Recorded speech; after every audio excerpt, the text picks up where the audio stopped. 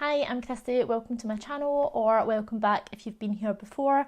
Here is a place for mythology, conspiracies, creepy stuff, and pretty much anything else that I like, all as told by me, Christy. So if that sounds like something that you would like too, please consider subscribing, and if you're already subscribed, thank you so much. Today is definitely the heaviest topic that I've covered on my channel, and I have put a lot of research into it, so I really hope that I managed to do the subject justice and that you really enjoy it as well. Today we're going to be talking about the self-improvement MLM turned sex cult NXIVM, and I'm going to start with a content warning here just so you know that this video does contain themes of physical and mental abuse, torture, slavery, blackmail, child abuse, rape and suicide. So if any of that is going to affect you or your mental health, I would highly suggest skipping this video because it's kind of themes of that throughout, and I'm sure that I will see you in a future video, but take care of yourself and your brain first. NXIVM, stupidly spelled like nxivm, was founded in 1998 by Keith Raniere and Nancy Salzman near Albany in New York. The company promised to offer tools for self-improvement through courses called ESP, or Executive Success Programs, which Keith Raniere, the founder, said would allow people to optimize their experience and behaviour. Pretty much NXIVM promised to help you achieve your goals, get rid of any hurdles in your life and live life to your fullest potential. These executive success programs did not come cheap, and they started at around $3,000 for a 5-day course, which is... These classes included super intense, almost therapy-like sessions that were designed to create shifts in your perspective. They would use a technique called rational inquiry to break down your thoughts and beliefs and get to the root cause of why you are the way you are, why you think the way you think, and the things that are creating blockages in your life. And once you'd worked through this and you'd got to the bottom of all your limiting beliefs, then you could become the best version of yourself without these things holding you back. The courses were actually really popular, and not just for normal people with a spare $3,000 lying around to spare, but by like really famous celebrities as well. There was heiresses, actors, singers, CEOs of huge companies. So there was Alison Mack from Smallville. She's really well known for having been a huge part of NXIVM, but we'll get into that later on. Jennifer Aniston took courses, Gerard Butler took courses, the Dalai Lama was even involved in NXIVM at one point, and Richard Branson, who has denied ever taking NXIVM courses, but there's a lot of evidence to suggest that he did. The way NXIVM was structured was the same way that an MLM is structured, because was an MLM. If you don't know what an MLM is, I will try and give a super brief description. So basically you will have someone at the top, say for instance Keith Raniere and Nancy Salzman, and then they'll hire people beneath them, and then whatever these people earn, the people on top get a cut, and then these people here hire people beneath them, and whatever they earn, they get a cut, they get a cut. These people hire people beneath them, whatever they earn, they get a cut, they get a cut, they get a cut. So not unlike a pyramid shape, if you will. You can technically earn money in an MLM by selling product, or in NXIVM's case that would be courses, but really the way that you're actually going to earn substantial amounts of money is by hiring people beneath you. So a big aim of NXIVM was to not only sell courses to people, but also to recruit more people into selling courses so that the people in the downline could make more money for people in the upline. Really, you're actually only going to make a lot of money from an MLM if you're sitting somewhere around about the top. If you're like at like the bottom, like there's probably like very little chance of you making enough money to cover your time and costs. During these executive success programs, right off the bat you're told to sign a non-disclosure agreement, because the classes and techniques that they use are so powerful and so groundbreaking that there's a real high chance that someone out there is going to try and use the techniques. So as a way of protection, everyone who enters has to sign a non-disclosure agreement. You're also told right away that during classes you absolutely are going to feel uncomfortable and that you should fight against this discomfort, because that just means that it's working. And self-growth, self-improvement really only comes from that state of discomfort, and if you're comfortable, you're not working hard enough. So if anything during the classes comes up that makes you want to get up and leave, you should really fight against that urge, because that just means that the techniques are working. They would also be introduced to a special secret nxivm handshake, which the person who is above you would put their hand on top, your hand would go like this, and they would shake hands, something like that. There was also a colour-coded ranking system in the form of sashes, and this was called the striped path. Kind of like karate, if karate was a super creepy and unethical cult, but the same type of thing, different colour represented how high up you were on this striped path. And the way that you yourself could work up the ranks was by taking more nxivm classes yourself, recruiting people for more classes, and selling courses. And nxivm actually had its own 12-point mission statement. Some of the points were to rid yourself of any parasite and envy behaviours, recruit more people, and to ethically control as much of the world's money as possible. Because the premise of these courses were like working through the issues in your life that are holding you back, you were encouraged to disclose pretty private information right away on your very first class, writing down things like what's your biggest fear, what thing have you done in your life that you're most ashamed of, who in your life would you most like to make things up to, what's your darkest moment. So right away you were giving them all the tools of the things that are the worst things in your life, pretty much. A lot of people have described these classes as amazing, euphoric, providing them with a lot of like breakthrough, amazing, life-changing moments. And I think this was probably because you were in an intensive therapy session almost, or like, I love a good self-help book, and I'll get like 2 chapters in and I'll be like, oh my god, my life has changed, I am enlightened, I feel amazing, I've had like 10 epiphanies already. So I can only imagine what like a super short but intense class like that would do for someone. And yeah, like if you are working through a lot of material that's been holding you back a lot of your life, like that's gonna feel pretty amazing. People were also told to thank Keith and Nancy at these classes, even though they wouldn't actually be present at the time, but their pictures would be on the wall. And before, at the beginning and at the end of every class, they were told to say a sincere thank you to both of them, and they were a call Keith Vanguard and Nancy Prefect. Like I said, nxivm was founded by both of these people, but for the purposes of the video, I'm going to focus more so on Keith, because he was like the very top. He was like the leader, if you will, the god, the messiah, Keith Raniere. But I will say how Keith and Nancy met, because I find it really interesting. So it was Keith's then girlfriend, Toni Natali, that actually met Nancy first.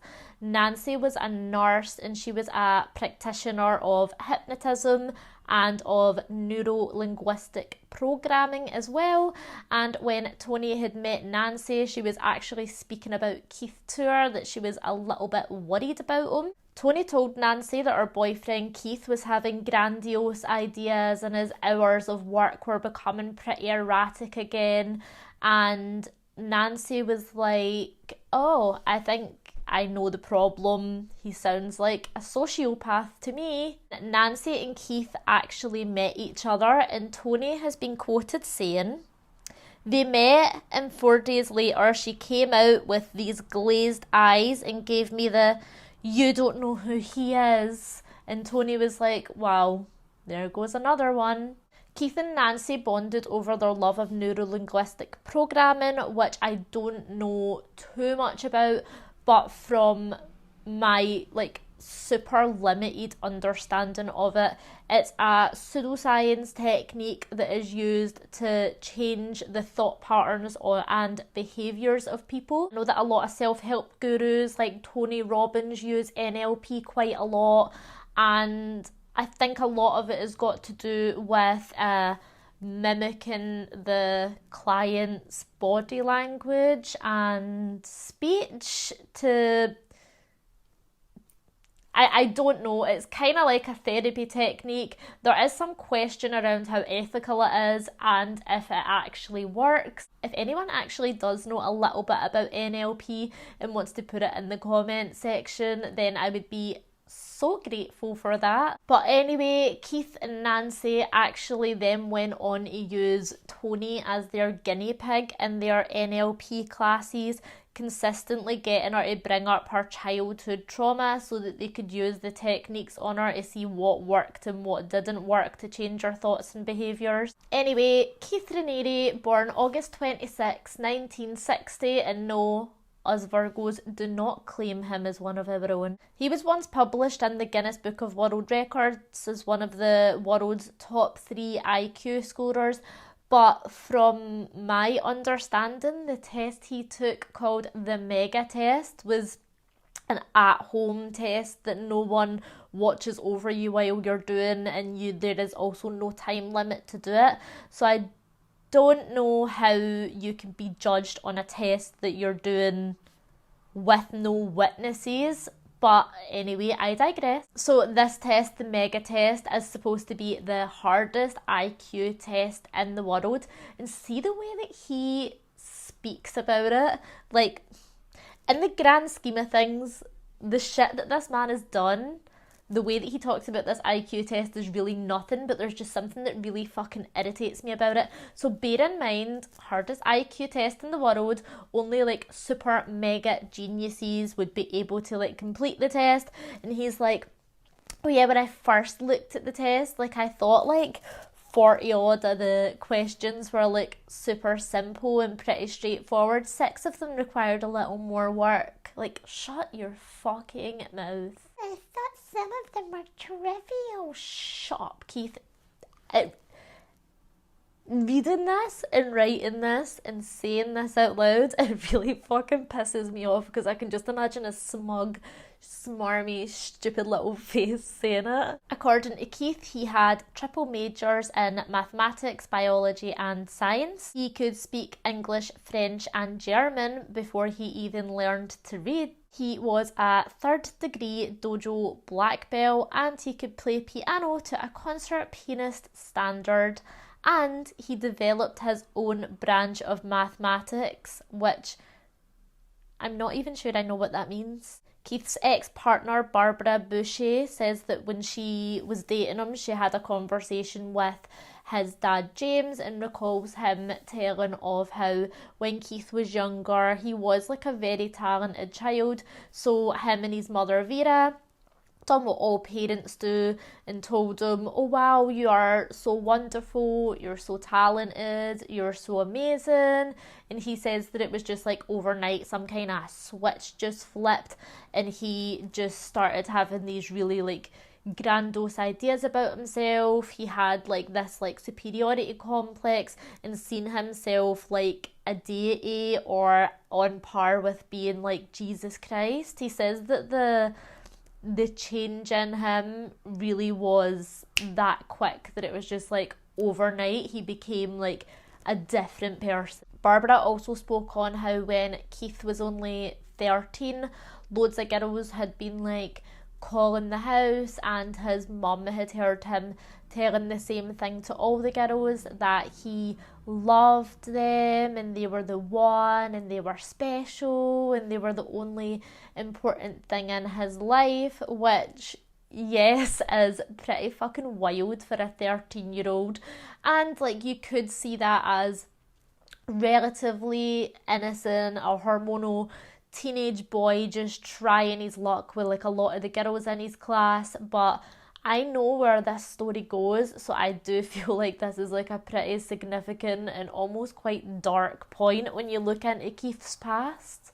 Before NXIVM, Keith actually did have 2 other MLMs. One was called Consumers Byline and one was called National Health Network. I think both were relatively they done quite well for themselves at the time, but ultimately they ended up not working. Shady MLM businesses though were actually the lesser of the bad things that Keith has done. At 24-year-old, he had sexual relationships with multiple underage girls. One of the girls that he dated for several months, he would bully her and manipulate her and try and force her into losing weight and try and control her calorie intake all the time. So she's like 15 and he's 24. If it's not already disgusting enough, like he's forcing her into losing weight. When I'm hesitant to call it relationship, ended, he started then seeing her friend who was also 15, so we're starting to see a little bit of a pattern here. And when he was caught sneaking out of this girl's room by her older sister, and she was obviously like, what the fuck are you, a 24-year-old man, doing with my 15-year-old sister? He was like, oh, you don't understand. Her soul is actually older and she's a Buddhist goddess who's meant to be with me.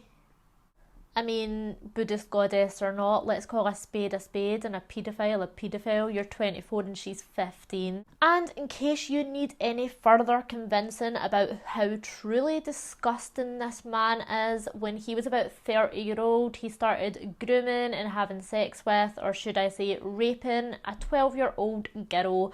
So it is wild to me, and I have done a lot of research for this video, but I still can't wrap my head around how NXIVM members viewed Keith, and I don't think I can really describe it, because it genuinely was like he was like the Messiah, like he could do no wrong. It was almost like he wasn't human, like he was like a godlike being to them. It's really hard to understand how you can view another human being that way, especially one as shitty as Keith. There's this clip of Alison Mack meeting him for the first time, and she just seems so enthralled by him. What if artistic endeavors were really bogus? What if art was just an excuse for those who couldn't do it? And it is sometimes. The most excitement that you've ever felt. Because you always have all the time. Independent of art. The bad news is you sort of have to divorce yourself from the thought that it comes from the art. If you feel that art is necessary for that, that's almost a self-condemnation.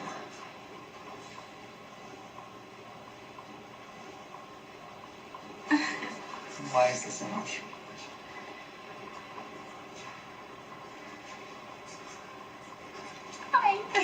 Alison Mack, if you don't know who she is, by the way, she was in the TV show Smallville, so she was an actress.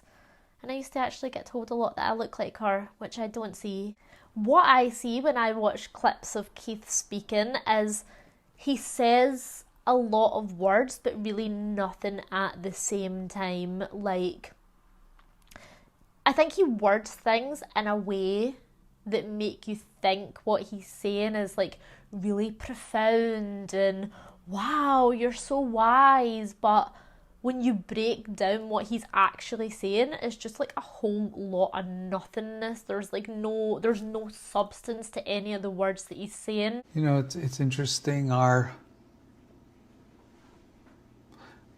senses, as we improve them, we sense authenticity and creativity on subtler and subtler levels. You know, one might say, if you believe that there's an essential creativity that's within the fabric of the universe, or a type of micro uncertainty, when you get very proficient at something, you start to make distinctions that bring an individual's nature into whatever they do. You know, if you're very sensitive, for example, There was one point where I did a certain type of what you might call an athletic pursuit. You know, people have a very unique way of doing it. It's no matter what level they are, there's a personality that comes through. And also, he does just give me the ick. I feel like when I watched that clip of Alison Mack meeting Keith for the first time, I think if I was in her situation, like, and he was there talking to me and looking at me the way he is her, like, my skin would be crawling. Like, I don't think I'd be like, wow, like, Keith. Like, I'd be like, ugh. Also, the way he greets every NXIVM member is with a kiss on the lips, and no thank you, I would be gone. Thank you, that was really, really... Do I hug? I hug and I kiss. Wow. Good voice. Thank you, me too. Once a year, V-Week or Vanguard Week would take place, and this was to celebrate Keith's birthday. It would be a 10-day long celebration at a private resort with around 300 to 400 people attending, all to entertain Keith and celebrate him, and if they're lucky enough, get to meet him. Like, I really, like, can't express enough. They treated him like a god, and I wish I could be like, this is why. But I just don't fucking know. Okay, so I feel like we've built up like a pretty good like idea of NXIVM and of Keith so far, but trust me when I say this is just the tip of the iceberg. And I do just want to point out that I think a lot of the people who were associated with NXIVM didn't know about Keith's child abuse and stuff like that. Like a lot of the members I think genuinely like did not know of that. Some of them I think were so besotted by Keith that they didn't believe it, and some of the higher up members I think just point blank didn't care. But I don't want to tarnish everyone with the same brush and say every single person that was part of NXIVM knew that Keith was like a paedophile and a child molester, like, because I actually don't think that was the case. I think a lot of people were actually pretty clueless to the things that had gone on. It's pretty hard to understand how someone can be pulled into a cult or something like this. Like, I don't think unless you've been brainwashed like the way that these people have, you can ever understand it. And I'm sure that they probably thought, oh, it would never happen to me before it happens to them. So of course, right away, you've paid a lot of money, and when you pay a lot of money and you invest in something, you want it to work and you're going to want to stick it out. So if you've paid for a 5-day course and you've paid $3,000 for it, you're going to stick at least that 5-day course out, aren't you? And a lot of these people that take the course, they're probably in a point in their life where they are feeling pretty stuck and pretty stagnant, and like they're wanting to get things moving. They're not very satisfied with their life, and they feel like NXIVM is a good option to help them. Not only that, but the course is created and run by the smartest man in the world, and the people that are saying that this course is amazing and life-changing isn't just normal people, it's high profile celebrities who you might look up to and trust, and you're like, wow, if people like Jennifer Aniston or Richard Branson are taking these courses and they swear by them, then why should it not work for me? I want to be successful like them. Right away you get there and you start getting super vulnerable with these people right away, and you offer up to them every single thing that bothers you in your life and every single dark bit of you offer to them to try and fix or heal or cure. And you do this because when you look around you and you see all these people who have been part of NXIVM for a long time and how happy they are and how satisfied they are and how much the courses have worked for them, and they used to be miserable just like you, why would you not stick it out? Because of course you want to feel like them, you want to change your life. And there's nothing that can't be cured. Phobias, anxiety, any kind of mental health disorder, even physical sickness, OCD, Tourette's. There is nothing, no issue that you can have in your life that NXIVM will not give you the tools to overcome, take back your power and live your best life. Now, I really don't think I could be sucked into a cult, but if somebody told me that they could take my OCD away, I could be convinced. All of these things were cured by teaching clients that they are at cause. So at cause pretty much means that you are the cause of all your emotions. Of course, external things in the world can happen to you, but ultimately you choose how you feel, so you're able to tap into joy and happiness anytime you want, even if the world around you is falling to shit, because ultimately you are in control of anything that you feel, and you're always in control of yourself. So no matter what, you don't have to be sad, you don't have to be angry, you don't have to be anything, just choose joy instead, and you can tap into that emotion whenever you like, because it's always there for you to tap into. These teachings spoke on how most people, but especially women, are addicted to being the victim,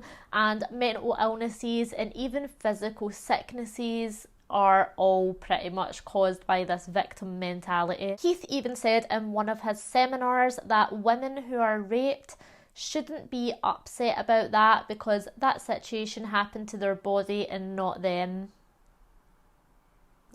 Sarah Edmondson, who was a member of NXIVM for years, and she will come up later, so try and remember that name. She was recruited by Mark Vicente, and she says when she first met him, she had this super persistent cough that just wouldn't go away.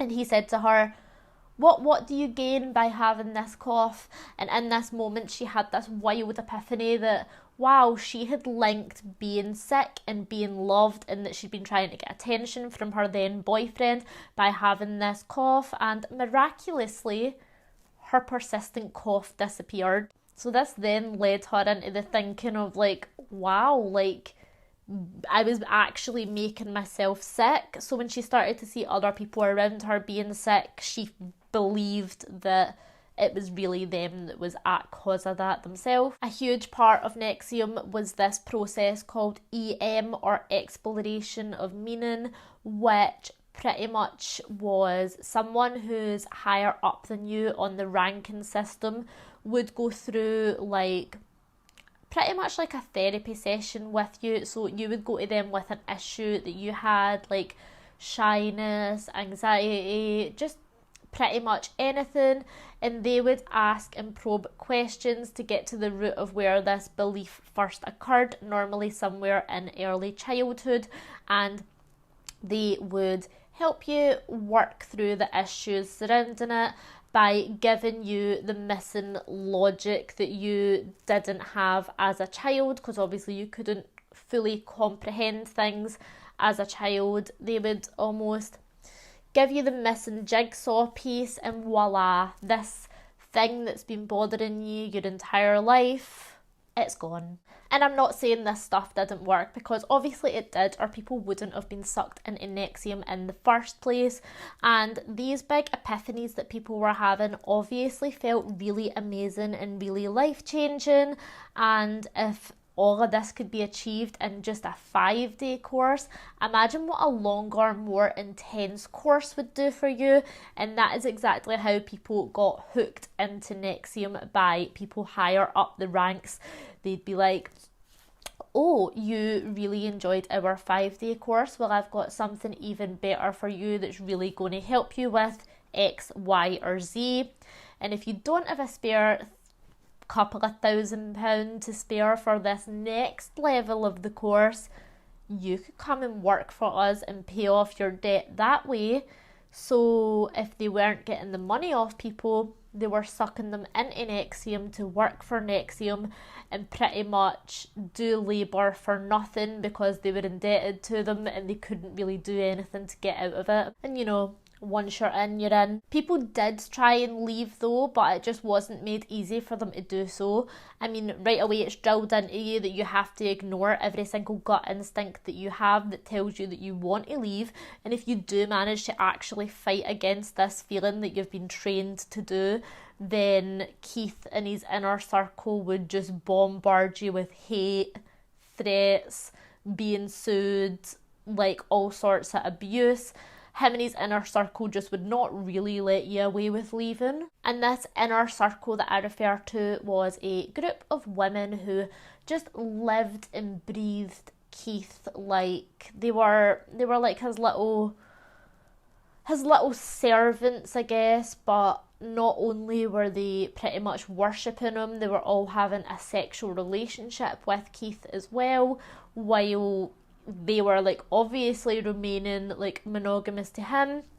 He was free to do whatever he wanted because according to Keith, women are supposed to be monogamous to one man, whereas men just aren't wired that way. In some more extreme cases of people leaving NXIVM, it even led to suicides, although these suicides have a lot of speculation around them on if that's really what they were. If you remember earlier when I spoke about the 15-year-old girl who Keith claimed was a Buddhist goddess meant to be with him, her name was Gina Hutchinson, and she actually became like a member of NXIVM for quite a long time and did continuously try and leave, but his inner circle would always manage to pull her back in, whether that be with threats or with manipulation. So they even like at one point told her that because she'd left, Keith was getting really sick because their energies were so intertwined that Keith could die if she didn't come back. And to that, I wish she said good. As Gina got older, she started to see hers and Keith's relationship for what it really was, obviously with her having been 15 and him being 24 when they first met. And she grew up and she realised that was like really not appropriate. So in 2002, she accused him of statutory rape. In November of that same year, Gina, aged 33, her body was found in Woodstock, New York, near a lake surrounded by a Buddhist monastery. She had been shot in the head with a shotgun and her death was ruled as a suicide, so no real further investigation actually went into her death. Gina's sister has then since spoken out and says that she doesn't believe that her sister would have killed herself. There's no way she would have took her life, and there's absolutely no way that she would have done it in such a violent way. Coincidentally, around about this time, NXIVM had been looking for investors, and they were in contact with Sarah and Claire Bronfman, who were very wealthy heiresses who actually did end up investing hundreds and millions of dollars into NXIVM. But you can't help but wonder if Gina hadn't been silenced and news got out that Keith Raniere was a child rapist, would they really have invested all that money into the company? It's all just a little bit too coincidental for me. The second apparent suicide was that of Kristen Snyder. In 2002, Kristen, who was an environmental consultant, she was eager to progress in her career, so she started taking NXIVM courses. According to Kristen's sister and her wife, she had never experienced any kind of mental health issues. She'd always been pretty level-headed. She never really had any problems before until she started taking NXIVM courses. One of these courses included private meetings with Keith, which was quite unusual because normally it would take people several years to actually get to meet up with him.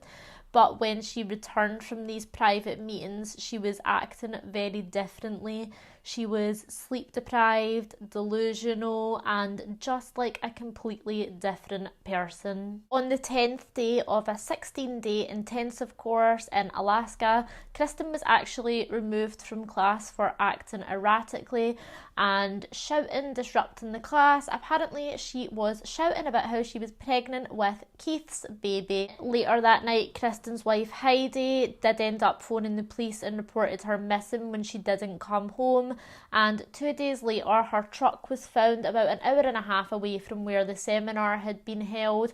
Kristen's body wasn't in the truck, but she did leave a note. I attended a course called Executive Success Programs, aka NXIVM. I was brainwashed and my emotional centre of the brain was killed/turned off. I still have feeling in my external skin, but my internal organs are rotten. Please contact my parents if you find me or this note. I'm sorry, life. I didn't know I was already dead. Maybe persist into the future. And then she also said that there was no need to search for her body. Kristin's body was never actually found, but at a nearby camping store, a kayak and some oars had been stolen. So some people believe that she had took the kayak out into sea to commit suicide, although a lot of people believe that it was actually just set up to look this way. If she was pregnant with Keith's baby, he would definitely want to keep her silenced because he was always denying rumours that he was having sex with her inner circle, although it is believed that several members of his inner circle became pregnant to him, but they were all pushed into having abortion. One woman, who was known as Daniela, testified in court that before she was 18 and Keith was 40, he was having sex with her, but he was also having a sexual relationship with her two sisters as well, one of who was only 15 at the time, and she said that all three of them at one point or another had been pregnant with Keith's baby and had all been forced into having abortions. And then two of Keith's former girlfriends died of what was ruled at the time to be cancer, although some people believe that it was actually a slow poisoning that they died of.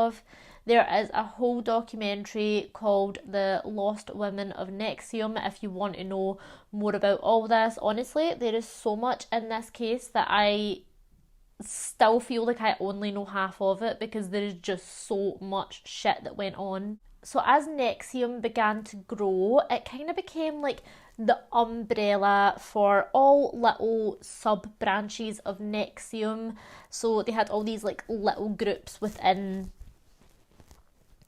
NXIVM and they really did have something for everyone. So there was Simply Human, which was a singing group led by Alison Mack. They had Rainbow Cultural Garden, which was a daycare for children where someone with a different ethnicity would look after the kids every single day so that they'd learn like multiple different languages. Then there was Jeunesse, a women's empowerment group that taught that women just loved to be the victim and make men the villain, and that women were irrational, narcissistic and neurotic. Real women empowerment there. They had SOP, or Society of Protectors, which would turn little boys into men, and basically it was just a group to like belittle women. It was a misogynist group that just hated females pretty much, and why not? Because women are whiny, narcissistic victims who are the root of all men's problems anyway, so why not humiliate and belittle them? This humiliation included taking secret pictures of women who were dressed as they deemed provocatively, and then they would show these non-consensual pictures in a slideshow to everyone later on to embarrass and humiliate women and show them how ridiculous they looked. From what I can gather, Jeunesse and SOP were just groups designed to belittle women, make them feel small and submissive, and make men hate women and believe that they are the issue for everything in their life and make them want to dominate women. And then there was DOS, a secret society within NXIVM, again for women's empowerment. This was supposed to be a women-led secret sisterhood that would help women thrive and grow with the guidance and support of other women in a safe space. Which actually sounds really lovely, but I'm sure you can gather was not exactly what DOS really was. The word DOS is an acronym for a Latin phrase which loosely translated means Lord or Master of the Obedient Female Companions, or I've also heard it translated dominant over slave women. Sarah Edmondson, who we mentioned earlier on, the girl with the cough, she was approached by Lauren Salzman, who was Nancy Salzman's daughter and Sarah Edmondson's best friend at the time. Lauren told her that she had an opportunity for her to be a part of something really exciting, but it's really top secret, but It's truly amazing and she really needs to get in on it. This sounded appealing to Sarah because at the time she'd been part of NXIVM for like 12 years, so she actually really believed in the group and believed in the messaging that she was sending out, and the prospect of spending more time with her best friend and getting to work more closely with her sounded great. She loved the idea of that. The catch behind this though was that in order to really know anything about DOS, you had to provide them with collateral. And what that really means is, in order for me to tell you our secrets, you need to give me something that you wouldn't want anyone else to know about, so that I know that you're not going to tell our secrets. The collateral that Sarah did end up providing was naked pictures, and you might be thinking to yourself, why the hell would you just hand over naked pictures of yourself? However, she'd been a member of NXIVM for 12 years, and the idea of this collateral wasn't a completely foreign idea. It was something that they'd done normally to help you reach and obtain your goals. Like, you, as a form of collateral, you might put $1,000 down and be like, if I don't go to the gym 5 times this week, here's my collateral, to kind of like hold yourself accountable for doing something that you said that you were going to do. And although Sarah herself hadn't handed over any naked pictures before at the point, she kind of understood the meaning behind collateral. And Lauren, her best friend, I just need to like emphasize this more, was like, it's just something we need to do, like as a sign of your commitment. Also, it's going to be me that's going to have the pictures. I'm the only one who's ever going to see them. Is it really that big a deal? And Sarah thought, well, if it's only her that's going to see them, then no, it's not really that big a deal. So she handed them over. After Sarah joined DOS, what was supposed to be one-time collateral then turned into monthly collateral, then weekly. And this would often be naked pictures of you in a more compromising position, or money you'd have to put down, a secret that could ruin your relationship or your reputation. It could be, some people handed over the deeds to their house as collateral, because, I mean, there's only so much stuff that you can give. If someone's asking for something off you every single month, like, what else do you have to give? And when it got to the point that Sarah didn't really have any more to give, she just started to make stuff up. So she gave Lauren a voice recording of her. There was one, I'm sure, that she said that she was saying stuff about her mum, but she didn't really go into too much detail what she said on that one. And then there was another one that she done a recorded confession saying that her husband was abusing her and abusing her son, which just wasn't true. As you can probably guess, there was a ranking system within DOS as well. However, it wasn't the SASH system. This was the master-slave relationship. So when Lauren recruited Sarah, Sarah then became her slave, which Lauren put forward as, oh no, it's just like a tool that we use so that I can hold you accountable to the things that you say that you're going to do to improve yourself. You won't actually be my slave. I won't actually be your master. But that is how it worked. Anyone that you recruited then became your slave and you were their master. Lauren wasn't the leader of DOS though, and she definitely had masters above her as well. And no one really knew at this point who created DOS, like what woman was at the top of DOS, although it's strongly believed that it was Alison Mack that was at the top of it. I'm only telling this part from Sarah's perspective just because she's been one of the more vocal former members of it, and I listened to an entire podcast about her experience with DOS, and in The Vow, the documentary, she's heavily featured in that as well, so it's kind of just the one that I know the most about, I guess. Turns out, surprise, surprise, the master-slave thing wasn't just a little role play to keep you accountable, but slaves would end up having to do chores for their master, housework, running errands.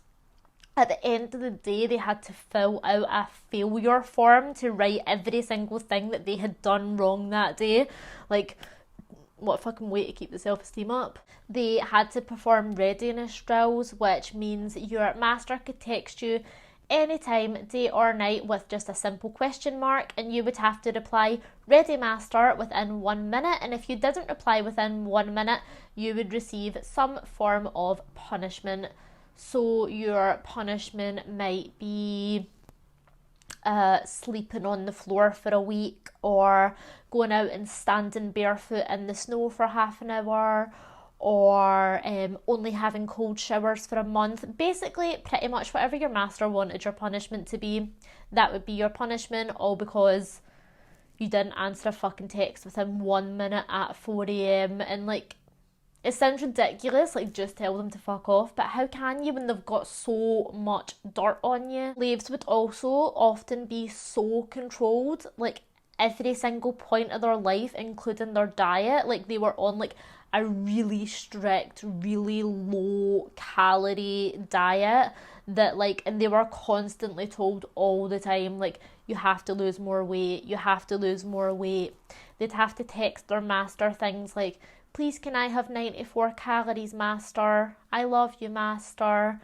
And it's just fucking wild. So not only were they like literally starving to an unhealthy amount and losing like such rapid unhealthy amounts of weight, they were completely sleep deprived as well, and anytime they were allowed to get rest, they were actually having to be on high alert just in case their master would text them, so they would have to avoid a fucking punishment. Like, it's so wild. And when someone is in that point of starvation and also sleep deprivation, they're so much easier to manipulate because they're not thinking with their normal brain. A human needs food, a human needs sleep. Like, yeah, a lot of what I'm saying here I don't even think is the worst of it. I don't even know if we'll ever fully know the worst of it, because who knows what other secrets just have never came to light. There's reports of women being locked in cages, having to whip each other with leather belts and forced into solitary confinement for months on end. Like, just honestly, like, truly fucking horrendous stuff. And this event here, I feel like was kind of the beginning of the end for DOS and for NXIVM. So Sarah was approached by Lauren and told that she was going to have a small tattoo on her hip. It is going to be a symbol with some Greek lettering which represents each of the elements and like your connection to nature. And this tattoo was going to be her next step in her self-improvement and show a deeper level of commitment to herself by getting something permanently marked on her body. Sarah didn't really want to do it, but Lauren managed to convince her and was like, no, because every time you look at this tattoo, you're going to be reminded that you've done this for yourself. That is going to be a reminder of how strong your commitment and your faith in yourself is. So she was convinced into doing it. On the night this ceremony was to take place, she was stripped naked and blindfolded along with 4 other women who were also going to be part of this ceremony as well. She was told not to peek through her blindfold to where she was being taken because that could be dangerous for her, but she did peek anyway, and she recognised that, surprise, surprise, she was being took to Alison Mack's house. Soon after they got there, the women started to realise that it wasn't actually a tattoo that they were having done, but it was a brand. The women were all branded on their hip using a scorching hot iron branding pen that was dragged across their skin for 30 to 45 minutes without any anaesthetic while the other women held them down onto a massage bed. Before the branding, each member was to say, please brand me, master. It would be an honour. And Sarah said the room smelled like burning flesh and the pain was worse than childbirth. A few days after the branding ceremony, Sarah was looking at her brand and she realised that what she thought she got, that was the Greek symbols for the elements, wasn't really that, but it was actually initials that she'd had branded onto her. AM and KR, Alison Mack and Keith Raniere. In fact, it all started to come out that Keith scripted the branding ceremony and it was all for him and his pleasure. He says that he wanted it to be like a sacrifice and he wanted the women to be naked, held down on the bed, legs apart while they were branded without any anaesthetic. And that collateral that no one else would ever see, well, you better bet that that was all for Keith as well. So basically all these women were unknowingly Keith's slave and he was the grand master at the very top, and now all these women were also branded with Keith's initials. Some slaves had even been set tasks to see if they could seduce and sleep with Keith, not knowing that it was all his fucking idea to begin with.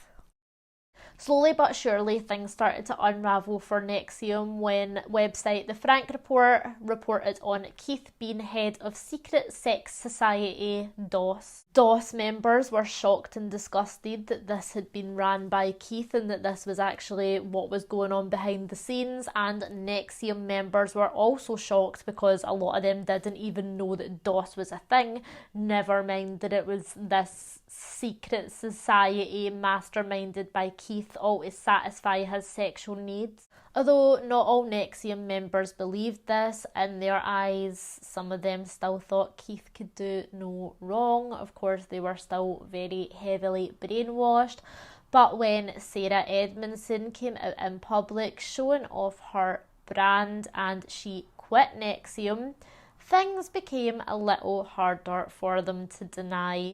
So Keith done his best to convince all remaining members that it was all spiteful rumours and lies to take him down, and shut up. The information coming out was enough for the police to start investigating the group, and when Keith caught wind of this, he scuttled on off to Mexico with some of his inner circle. This included Alison Mack, her wife Nikki Klein and Lauren Salzman, and they were staying in a $10,000 a night villa that his loyal followers paid for, by the way. And on the night that Keith and these women were due to take part in a recommitment ceremony, which was pretty much just a fucking orgy, the Mexican police got a warrant out for Keith's arrest and showed up to the villa armed to take him away. And what did our talented, smartest man in the world, guru, messiah do?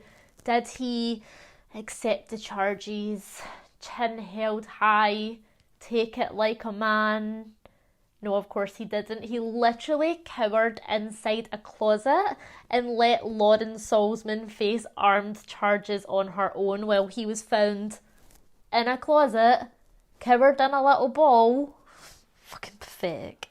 I mean, come on, Keith, you're supposed to be smart. Do you not think that the armed forces are literally going to look in a closet, you fucking idiot? I think you need to get yourself on a Society of Protectors course, turn you into a real man. On June 19th, 2019, Keith Raniere was charged with the following: sexual exploitation of a child and possession of child pornography, sex trafficking and attempted sex trafficking, identity theft, trafficking for labour and services and forced labour, conspiracy to alter records for use in official proceedings, sex trafficking conspiracy, forced labour conspiracy, racketeering conspiracy, and wire fraud conspiracy. And on October 2020, he was sentenced to 120 years in prison and fined $1.75 million. Nancy Salzman, Lauren Salzman, Alison Mack, Claire Bromfman and Kathy Russell, who is NXIVM's accountant, all face charges as well. And we're at the end. I feel like I've been talking forever. My throat has went down like a little octave and I feel like I'm getting that kind of sexy husky boy. If you've made it this far, thank you very much. That was very kind. I will give some of my thoughts now on Keith. He's a disgusting piece of shit and I'm glad that he'll die alone in a cell. He's ruined so many lives that his deserves to be ruined too, so I'm glad that he got 120 years. I just think it's a shame that he didn't get caught any sooner and so many people had to suffer because of him, but at least he's in jail now. Nancy Salzman, she was only sentenced to 3 years in prison. I think that's an absolute joke. I don't believe for a second that she didn't know half the stuff that was going on. I think 3 years is actually a fucking joke. Alison Mack, she only got 3 years as well. I think she should have got more. Like, that's the thing. Like, I know she was brainwashed and she was under Keith's spell, but there comes a point of accountability that you need to take. I do try my hardest to sympathise, and I really do understand that these people weren't in their right minds. For instance, Alison Mack herself, like, she was on like a crazy, like, strict calorie controlled diet, and she was sleep deprived and stuff as well, because ultimately she just was a slave to Keith. And I do sympathise in that way with her, I really, really do. But I think that the pain that she inflicted on other people deserves a greater time than just 3 years in jail, which seems pretty minor to me. It's hard to say because I've never been part of a cult, you know, I've never been brainwashed like that, so it is hard to say how you would act and what you would do in those situations. But I do think that if you cause that much pain to someone, then no matter what the circumstances are, like, you deserve to be punished for it.